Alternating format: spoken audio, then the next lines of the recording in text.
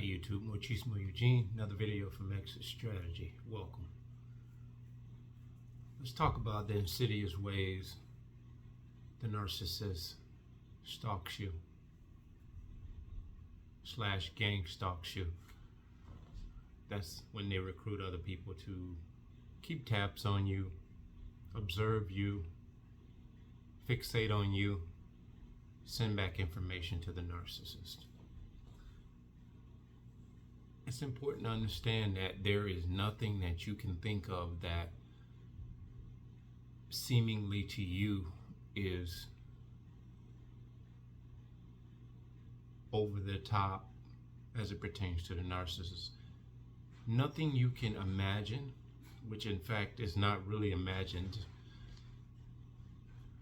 If you can think it, the narcissist has done it.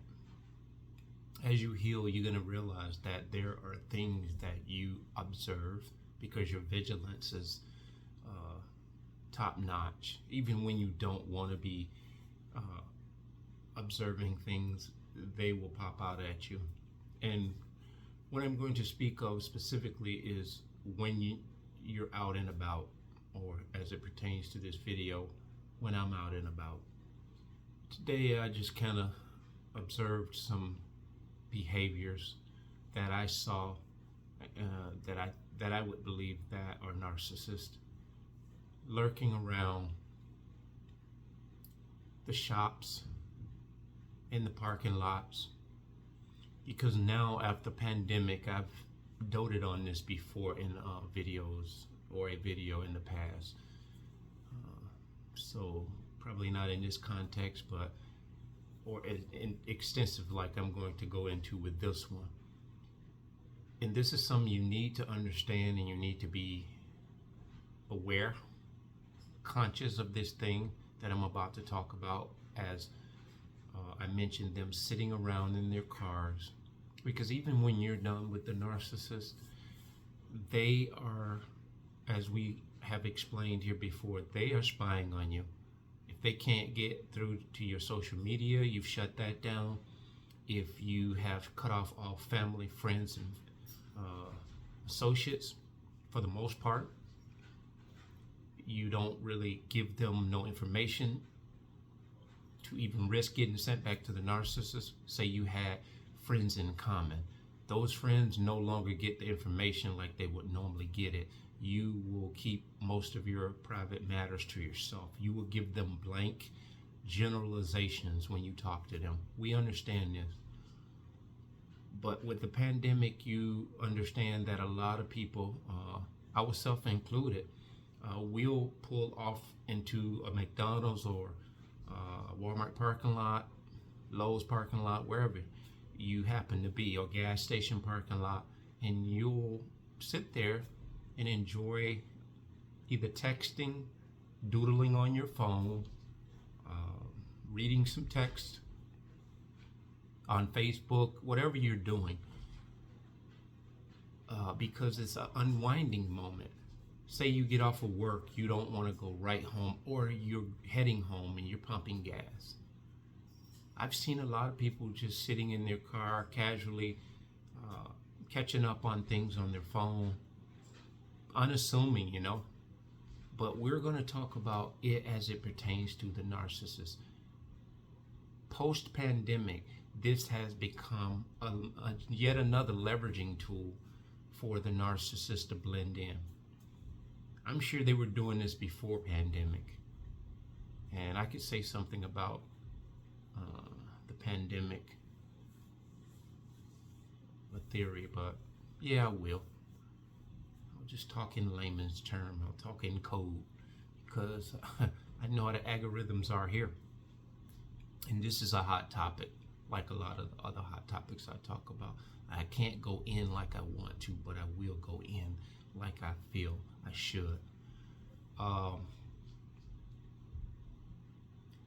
The toll I went through, I took the throughway today. I went to do a transaction with someone on Facebook. They had something for sale, and I took a ride out, and I purchased this tool.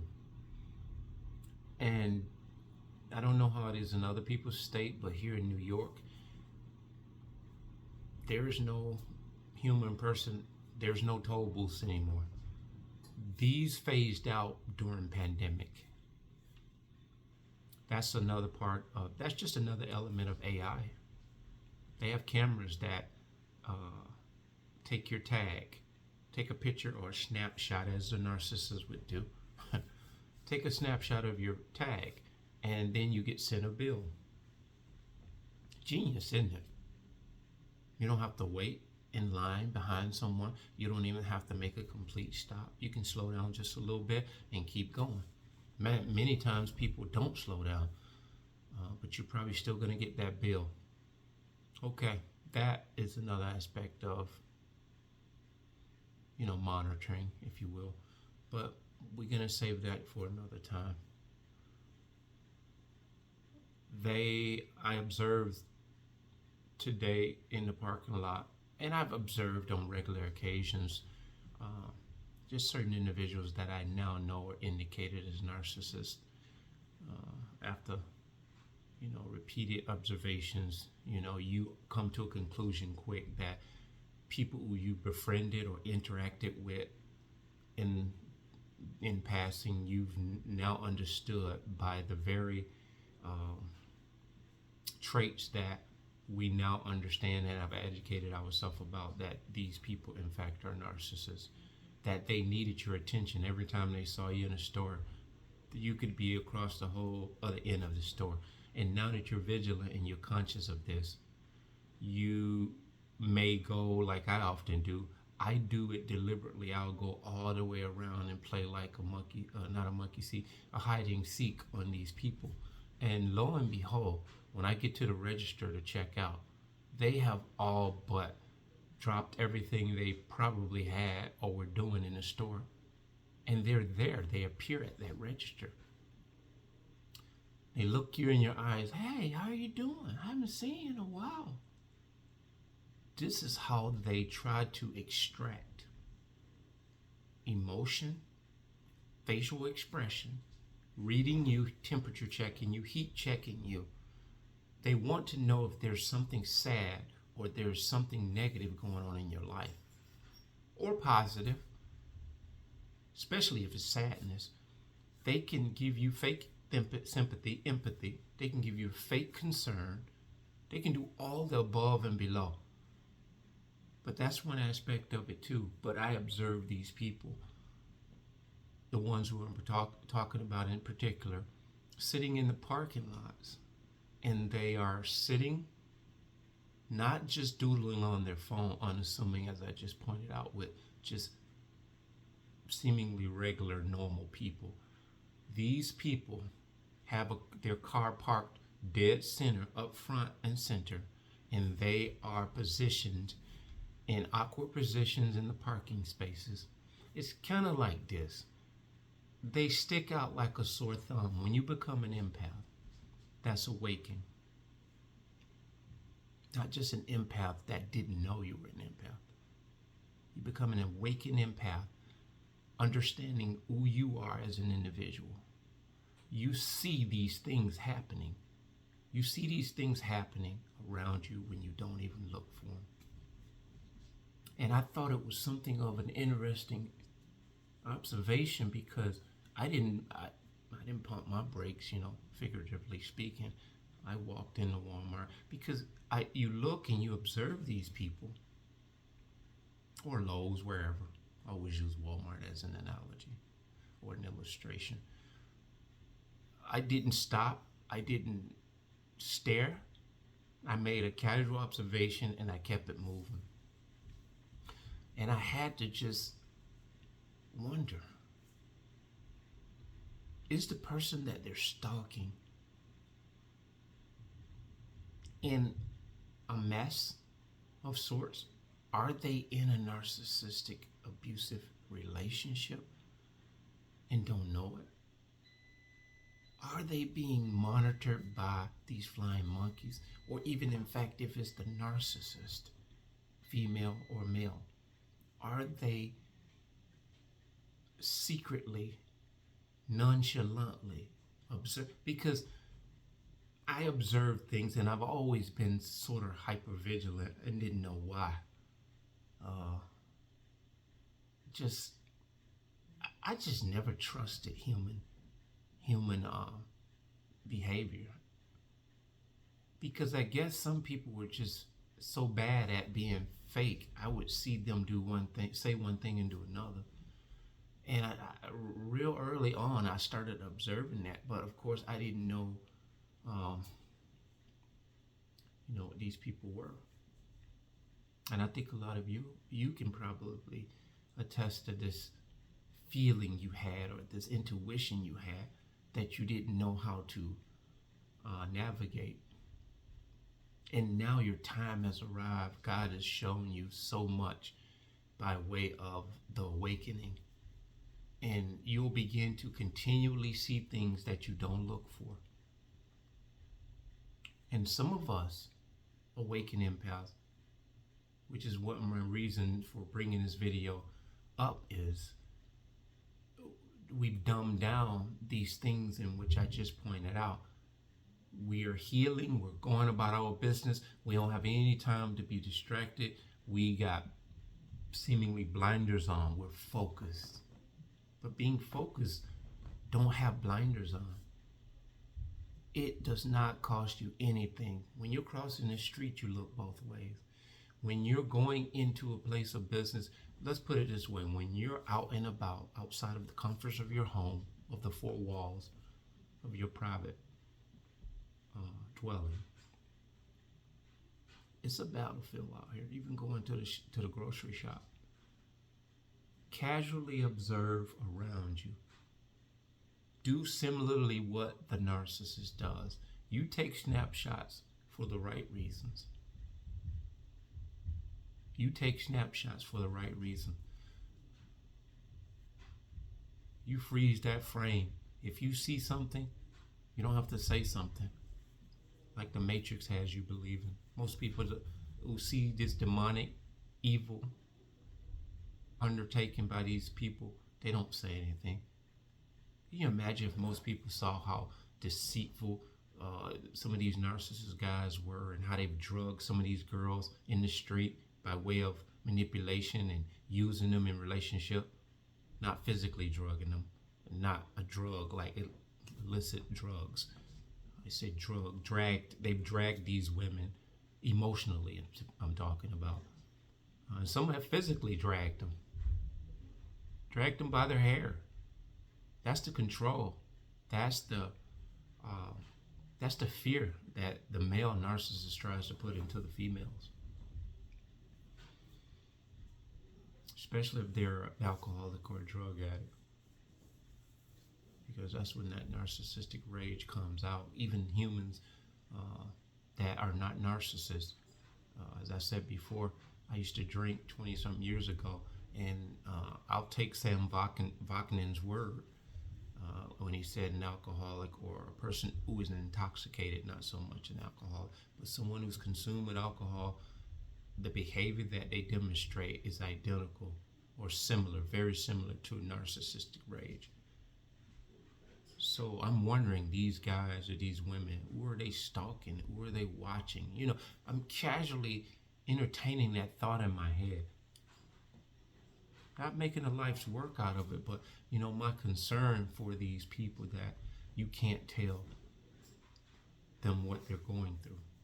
That's where my heart is at that moment. And so casually observing these things, you may have an opportunity somewhere, somehow, some way, one day, to have an opportunity to speak directly to the matter, and get this word out to people who desperately need it. We here on this forum, some of us are awakening, some of us are wide awake, and just never know who actually may listen to what we're saying.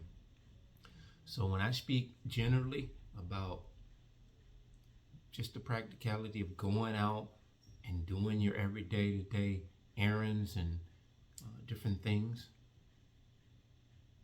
a lot of us probably wouldn't dare think that the narcissist is sitting in a car across the parking lot. And I'm not here to put people in a paranoid state, but at the same time, if you don't know unequivocally where this narcissist is and they live in your same town and you have gone through stuff with them and are yet going through things with them and you're wondering how they know these things they know, this could very well be why. And even if you don't see no smoke, doesn't mean they're not starting a fire somewhere in your life. Out of sight, out of mind, I don't think that is that doesn't hold true with the narcissist,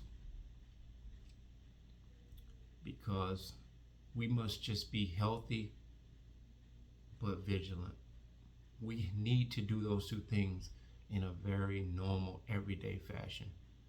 Get healthy, get healing, but remain vigilant, because your vigilance will keep you ahead of the narcissist. And again, my life's work, I believe, is not wholeheartedly for me to get so much better in my healing, because I don't think the damage was done in respects to I just don't think it took a hell of a toll on my life like some of the stories I've read. But what it has done is caused me to look back in my life with other people, most of the relationships I've been in, and it's helped them make sense with the weirdness and how these relationships ended. But my heartfelt desire is because I know that there are people that have not been that fortunate. And as we speak, there are people right now as I speak that are not that fortunate. And they don't have the luxury to just leave instantaneously. We tell them, get out ASAP. And that's easier said than done, I understand that. But what we try to do here is to encourage you guys in a very, very straightforward, practical way, and reasonable way, realistic way, that you have to make a determined decision. There is no lingering with minute excuses and using them as major excuses to stay. We've already covered about the finances and different things. There is never going to be an ideal opportunity to distance yourself from these people. It's almost like you're a hostage. You have to use the very first opportunity to escape that's at your disposal.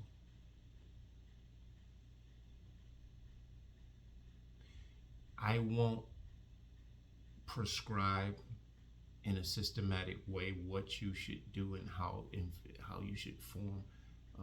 I'm not going to ABCD and tell you when you go to work, blah, blah, blah, blah, blah, because I don't believe that's what God wants me to do. He just wants me to give you the awareness that you do have to determine a time and an opportunity to get away. Because everybody's situation is uniquely different, although we're all experiencing the same abuse. But at levels, there's levels of it. So I want you guys to understand, man, there is stuff you're going to observe by way of people you have now indicated as narcissists. You'll see them sitting around, and you'll see the same people.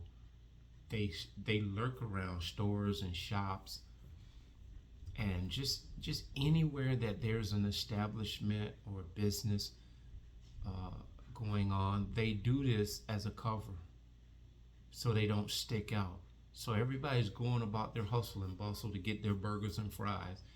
They're not even paying attention that these people are literally hanging out in these places because they are doing two things. They're looking for energy supply, fuel supply, and they're /stalking and observing and taking and then monitoring the subjects or subject, whether it's a past subject or future subject that they're fixated on. In times past, before pandemic, back in the day, this is something that would stick out when we saw a car or a guy, and we would pay attention to this, and someone would probably call the police. But now, with the fast-paced world we're living in, you can see a guy at the park, and he's sitting in his car, seemingly on his phone, which a lot of us go to the park and hang out. There's nothing wrong with that. But there are just intuitions that tell you that something's off, and most people, they dismiss their intuition. And I said it before, don't talk yourself out of what your intuition is telling you. Don't argue with your intuition. Let your intuition win the argument. And so, just a little something I wanted to add to how the narcissists stalk and monitor you. It's not just social media. It's not just reaching out to your friends that you have in common. They do some of this dirty work themselves. They stand close to the fire. So when there's a fire, you know the narcissist is not far behind. That being said, bless.